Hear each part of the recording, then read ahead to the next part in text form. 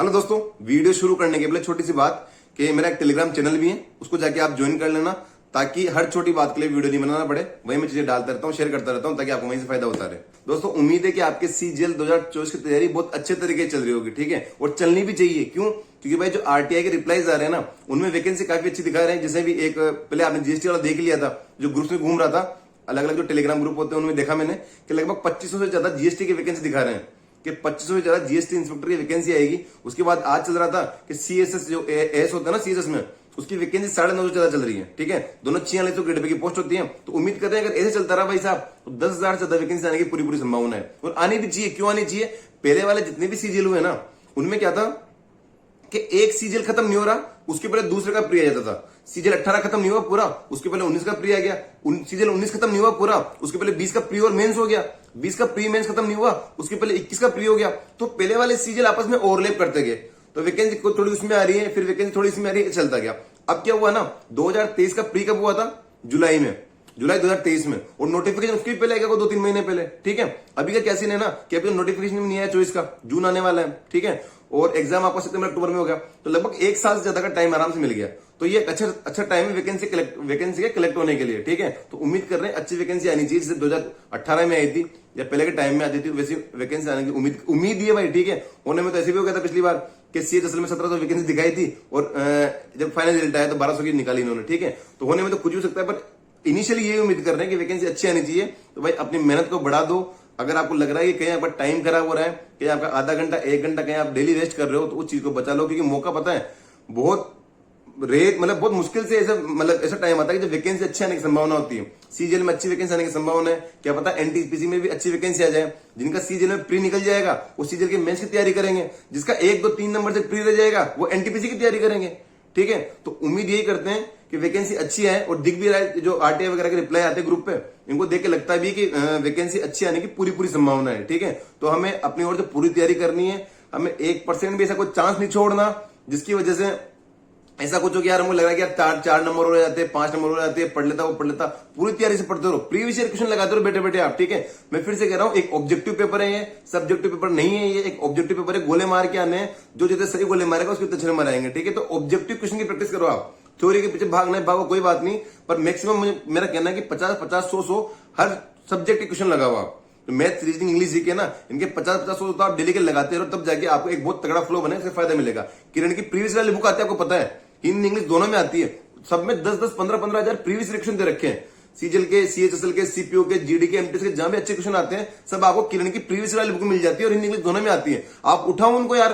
भाई मैंने सीजीएल 18-19 के टाइम ना, मेरी जो किरण की बुक्स थी ना, वो आपको दिखाऊंगा। मैंने इतने क्वेश्चन लगाए थे ना भाई साहब, बैठ के। अरे नहीं कि पूरे क्वेश्चन लगाने, मान लो मैथ्स की बुक है, किरण की मैथ्स वाली बुक में 15,000 क्वेश्चन दे रखे हैं। तो ऐसे थोड़ी कि आपको 15,000 लगा लो बैठ के। आपको पता है कि टाइम एंड वर्क का क्वेश्चन कैसा वजह में सही कर लूंगा, एवरेज का क्वेश्चन कैसा वजह में सही कर लूंगा, या फिर कोई भी इजी टॉपिक मान लो आप, नंबर सिस्टम का कोई सा भी क्वेश्चन है मैं सही कर लूंगा। तो उनके क्वेश्चन मत करो प्रैक्टिस, उनके 2-2, 3-3 साल के लगा के छोड़ दो कि हाँ ये तो सारे आ रहे हैं, पर ठीक है। आपकी ज्योमेट्री बहुत वीक है, आपकी ट्रिग्नोमेट्री बहुत वीक है, तो उनके पूरे 5 से 5 क्वेश्चन लगाओ बैठ के। क्योंकि भाई देखो, एग्जाम में अगर 2 क्वेश्चन भी आपके बैठ गए ना, पढ़े हुए जो आपके प्रीवियस क्वेश्चन लगाए थे, उनकी वजह से अगर आपको 2-4 क्वेश्चन भी नए आपके आ गए ना, तो 8 नंबर बढ़ते हैं और बहुत फायदा होता है। और टाइम है अभी भाई, अभी मई का टाइम चल रहा है, सितंबर अक्टूबर में आपका प्री होने वाला है। तो मई, जून, जुलाई, अगस्त, सितंबर 3-4 महीने का पूरा टाइम है आपके पास। इन 3-4 महीनों में 25-30 नंबर नहीं बढ़ा सकते क्या आप लोग? बढ़ सकते हैं, मेहनत करोगे तो, पर मेहनत हमें करनी पड़ेगी ना भाई। जीके में मैं कह रहा हूं आपको, आप खुद भी प्रीवियस उठा के देखोगे ना कि प्रीवियस आते हैं उठ के, और कहीं ना कहीं मैच हो ही जाते हैं। सीजीएल 2022 का या 23 का मेंस हुआ था, ठीक है। तो स्टूडेंट्स के मेरे पास ये मैसेज आए थे कि हिमांशु भैया कि हमने पहले सीपीओ का पेपर भी दिया था, हमने सीजीएल भी दिया था, हमने जीडी भी दिया था। उनके जो जीके के क्वेश्चन थे ना, 4-5 क्वेश्चन हमारे जीके में मैच हुए हैं सीजीएल के मेंस में। अभी 22 में था, 23 में था, मेरे दिमाग से आउट हो रहा है, पर मेंस में चीज आई थी कि क्वेश्चन रिपीट हुए थे। तो क्यों ना जीके जो आप पढ़ रहे हो वहां से पढ़ते रहो, पर डेली के 100 क्वेश्चन पढ़ लो बस।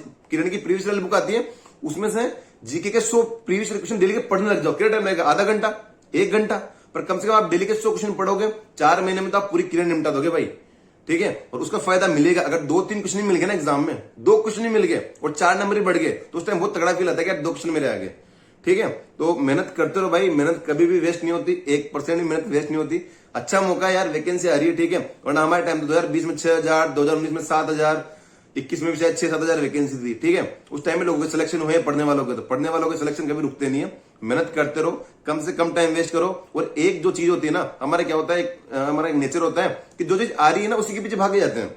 हमें बहुत बड़ी गलती करते हैं कि जो चीज हमें आती है, प्रॉफिट लॉस समझ में आ गया भाई साहब, डिस्काउंट एवरेज शानदार आ समझ में आ गया, उन्हीं के क्वेश्चन लगाए जा रहे हैं। अब आगे ना भाई समझ में 2 सालों के 3 सालों के प्रीवियस लगा के देख लो, क्या यार इजी में मतलब आराम से आ रहा है, मेरे को कोई समस्या नहीं हो रही, तो अब छोड़ दो। डेली जो मॉक लगा रहे हैं उनमें आते रहेंगे 2-4 क्वेश्चन, आपका रिवीजन होता रहेगा। पर जो चीज नहीं आ रही, मान लो कोई भी टॉपिक मेन सोल्यूशन आपको नहीं आ रहा है, ज्योमेट्री नहीं आ रहा, कुछ भी नहीं आ रहा, तो उन पे ध्यान दो ना। एग्जाम तो वही आने वाला है, क्वेश्चन तो बटके आने वाला नहीं, पूरा पेपर प्रॉफिट लॉस का आ जाएगा या पूरा पेपर एवरेज का आ जाएगा। ठीक है, तो जो चीजें आपकी वीक है उनकी तैयारी करते रहो, सब चीजों को साथ लेके चलो। और फिर से कह रहा हूं, क्वेश्चन प्रैक्टिस बढ़ा दो। जो जितनी क्वेश्चन प्रैक्टिस करेगा उसका उतना अच्छा स्कोर आएगा। मैं कल भी ये कहता था, आज भी ये कहता हूं और आने वाले टाइम में भी ये कहूंगा कि जिसकी क्वेश्चन प्रैक्टिस जितनी अच्छी होगी उसका स्कोर उतना अच्छा आएगा। सब्जेक्टिव पेपर में और ऑब्जेक्टिव पेपर में डिफरेंस होना चाहिए। ठीक है, मैंने ऑब्जेक्टिव पेपर में मेरा सिलेक्शन हुआ, अच्छी रैंक लेके आया मैं, इसका मतलब नहीं किसी सब्जेक्टिव पेपर को मैं फोड़ दूंगा। दोनों बहुत अलग चीजें होती हैं। ठीक है, तो एक ऑब्जेक्टिव पेपर की ऑब्जेक्टिव की तरह तैयारी करो। अगर दिन में आप 10 घंटे पढ़ाई कर रहे हो तो मेरा कहना है कि 5 घंटे थ्योरी पढ़ो और 5 घंटे क्वेश्चन प्रैक्टिस करो। एंड का टाइम है, क्वेश्चन प्रैक्टिस आपको करनी ही पड़ेगी, तभी जाके फायदा मिलेगा आपको। ठीक है, ऐसा नहीं कि आप 2023 तक के कर लिए थे या 22 तक के कर लिए थे, तो ऐसा नहीं है। ठीक है, आपको पूरे प्रीवियस लगाने पड़ेंगे। और रीजनिंग के, इंग्लिश के तो लगा ही लो यार। इंग्लिश में पता क्या है, तुम एरर के क्वेश्चन लगा रहे हो डेली के, मैं कह रहा हूं कि 20 आप एरर के क्वेश्चन लगा रहे हो, आप डेली के 20 लगा रहे हो, महीने के 600 हो रहे हैं। ठीक है, तो कितना तगड़ा आपको एरर के सब कुछ समझ में आ जाएगा भाई साहब। चाहे आपके प्रीपोजिशन वाली एरर का बात हो या सब्जेक्ट और एग्रीमेंट की बात हो या एडजेक्टिव, कोई सा भी एरर हो, आपको ऑटोमेटिक सारी चीज रट जाएगी भाई। लाइन पढ़ के आप समझ जाओगे कि यहां पे एरर है।